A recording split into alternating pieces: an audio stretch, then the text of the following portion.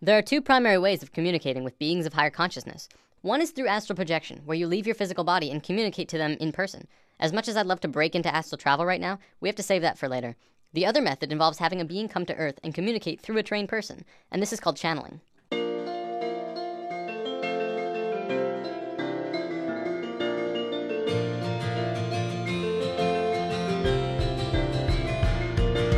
Channeling is a natural form of communication between humans and beings of higher consciousness, included but not limited to angelic beings, spirits of nature, non-physical entities, or even animals and pets. In a sense, it's basically when a human will turn him or herself into kind of like a phone for beings of higher consciousness and people to communicate. A channeler can choose who or what they want to channel. As long as the other party has an interest in communicating, the link is made and the channeling can begin. Now don't worry, there's no possession or anything harmful taking place here. The body is still under the complete control of the channeler. But the channeler and spirit are communicating through thought.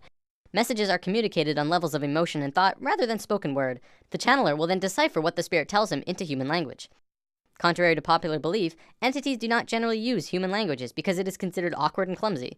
The majority of this message is conveyed through an elegant series of sensory feelings. Let's talk about animal communication, because this is a form of channeling that you yourself can do.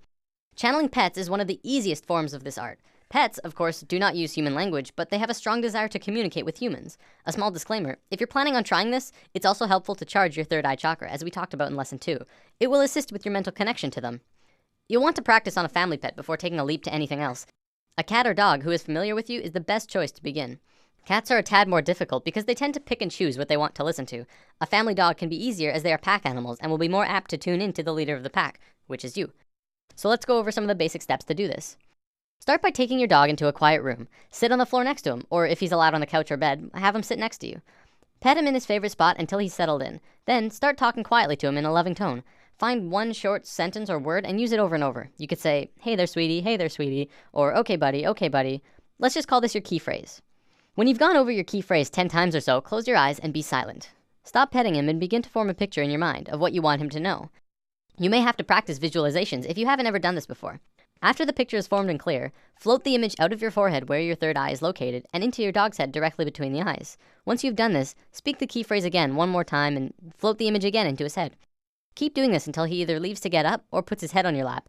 If he leaves, follow him and do it again. If you begin to get a reaction from him, like putting his head in your lap or something else, congratulations, you've just communicated with your dog. Cats are a bit more stubborn, so it'll depend on the cat you're trying to communicate with. The image you're visualizing to him may have to be their favorite cat treat or something that they really like.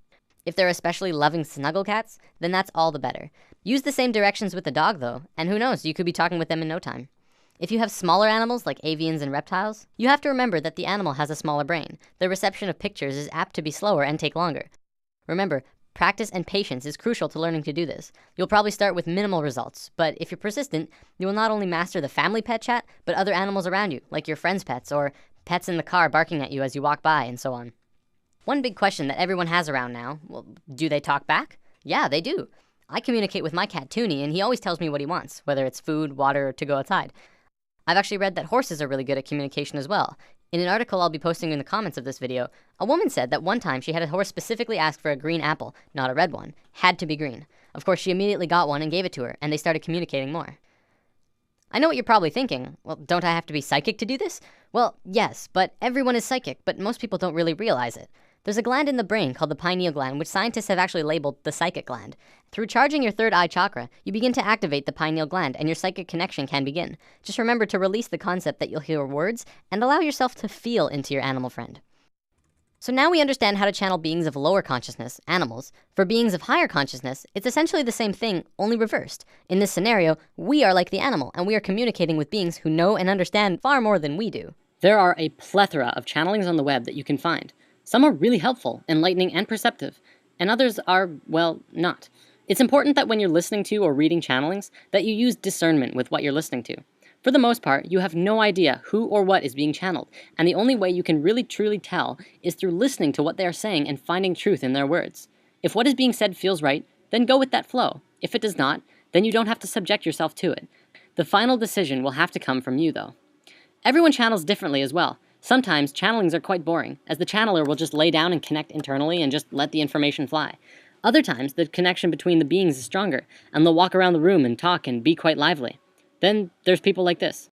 As has been often said, you are shifting. your frequencies from one reality level to another, and this is so. But you are always shifting. You are shifting now. It is a natural thing that you do. You don't have to wait to shift. You've been shifting. You've been shifting all your lives. This is the way motion is created. This is what happens when you create the illusion of movement.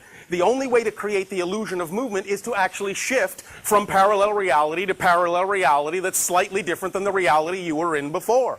So you're shifting now, you're shifting now, you're shifting now, you're shifting now, you're shifting now. Through constantly shifting parallel realities. The idea is that you don't notice this so much because each new reality you shift to is very similar to the one you were existing in before. The idea of noticing the change is to create there to be a bigger difference between the parallel reality you shift to and the one that you were in before. That's when you know you're shifting. That's when you reveal to yourselves that you're always constantly shifting, and that learning to shift is not something you have to do. You do it automatically. You do it by your own second nature. It is natural to you to shift. This is the nature of how reality works. This is the nature of how change exists.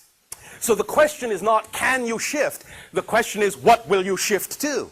And how different will you allow the shift to be based on your definitions and your belief systems of what you believe is possible for you? And this is why it is of paramount importance, as has been said this day, for you to really focus on the idea of the frequency, the vibrational frequency, the state of being that you prefer your reality to be, and thus then understand, based on what we have just said about shifting to parallel Earth realities, that when you change the vibration of your being, it's not that you change the world. It's that you take yourself, you shift yourself to a parallel Earth already existing on the vibratory level you have created within yourself. Now, I gotta admit, that's actually pretty cool. And regardless of the excitement in the way he channels, the information is usually really good. For those who are trying to channel entities on your own, I ask that you use caution when proceeding forward, but also have fun. There is a possibility that you encounter a negative entity who may try and trick you or steer you off course. For the most part, even the bad entities will act as good ones, because humans generally fall for it. I don't want to scare anyone away from this, though. The universe is full of amazing, positive beings of light who are here to help us in our time of need. If you connect with a being that just fills you up with love and light inside, then feel free to establish a conscious connection and communicate with this being. Sirians and Pleiadians especially are known for being very loving and helpful. Sirians come from Sirius, the brightest star in the sky. The Pleiadians come from the Pleiades, which is a cluster of stars through the constellation of Taurus. To learn more about this, I recommend reading the book Bringers of the Dawn, or listening to the audiobook, which is available on YouTube. A lot of the information in spirit science does actually come from channeling. A man named Drunvalo Melchizedek was visited by a being named Thoth, roughly 30 years ago, and worked with him personally for many years. We're going to be learning a lot about Thoth, who was the priest king of Atlantis for a very long time. He wrote about all of his experiences in the Emerald Tablets, which are ancient, unbreakable tablets which we discuss in Lesson 12. The whole Atlantis story came from him. I highly recommend, for those who are interested in learning more, check out The Ancient Secret of the Flower of Life, the first book Drunvalo published about his experiences with Thoth, as well as 25 years of scientific research that works harmonically with what Thoth taught him. There's actually a being channeled named Cryon of Magnetic Service. He talks a lot about worldly events and what's going on a global scale. What's interesting is that Cryon has been invited to the United Nations 7 times over the last 13 years. If the UN listens to channeling, maybe it deserves a little more credibility than we realize. On my YouTube, I'm going to be posting small snippets from various channels, but most of them from Crimson Circle. Crimson Circle started out in 1999 when a being named Tobias started communicating with Jeffrey Hope. There's actually a really cool story here. I can't go over all of the details, but Tobias was actually written about in the Bible, in the book of Tobit. This particular book was removed by the church in 1546 during the Council of Trent. Tobias was written as one of the main characters in that book, and Jeffrey and him began communicating more. In 1999, Crimson Circle was formed, a group dedicated to communicating with Tobias and other spirits. Up until recently, it was mostly Tobias who was channeled by the Crimson Council. Tobias then said that he wanted to return to Earth and live another lifetime because he missed physical reality, and said his goodbyes. Today, Adamus St. Germain is channeled instead, and he's very lively. A little insight on Adamus: he is what you would call an Ascended Master. An Ascended Master is someone who underwent a process of spiritual transformation and moved into higher states of being beyond physical life. This will make way more sense in future lessons. Okay, I want to wrap up by going over a short list of definitions. During the channelings, you may hear some words that you're not familiar with. Amyo is absolute and pure trust in the self, the realization of the I am. Makyo are kind of like lies that you tell yourself, that take you away from the I am, like I'm not good enough or I can't do it yet. kind of like the opposite of Amyo. Ascension is the process of going from one lifetime to the next while staying in the same physical body. Caldra, you may hear this one a lot actually. Caldra is the nickname that Tobias gave to Jeffrey. So if you ever hear Jeffrey say during a channeling, Caldra doesn't want me to say this, but I will anyways, that's Adamus speaking through Jeffrey about Jeffrey, whose nickname is Caldra. Is that confusing? Shambra is the name that Adamus uses for the group of humans going through the awakening process. If you're watching the videos, you too are a Shambra. Shoud is a channeling, essentially. What you'll be watching are shouds, gatherings for communication with Adamus and other beings. But yes, my dear Kata, love, it's an amazing thing. It's an amazing thing. You get so caught in it, so hurt by it, so deep into it. But for the most part, very, very few humans know what it's like to love themselves. They tolerate themselves. They have an awkward relationship with themselves, and they're still looking for love and still creating love with other people. But you know what's going to happen in this planet? I'm digressing, but I love to digress. What's going to happen on this planet is this planet has created love, shared love, and been in love. What happens next on this planet that's never been done anywhere else in all of creation is for the very beings who came here to start loving themselves. It's the next frontier. It's the next evolution. It's the next spiral, but a spiral that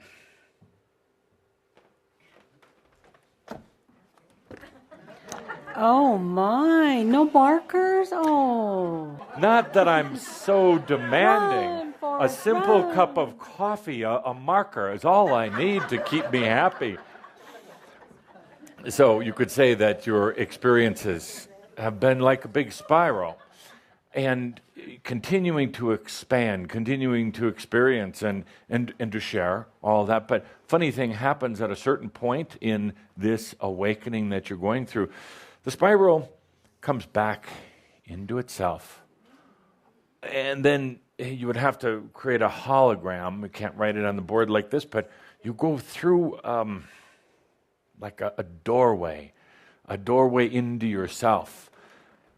And you're never going to be alone in there because you found yourself, but you have an intimate understanding of everything and everyone else when you fall in love with yourself. Well, that wraps this one up. Happy channeling. Nothing like the sun to keep you from stumbling in the dark. Falling once or twice, you figure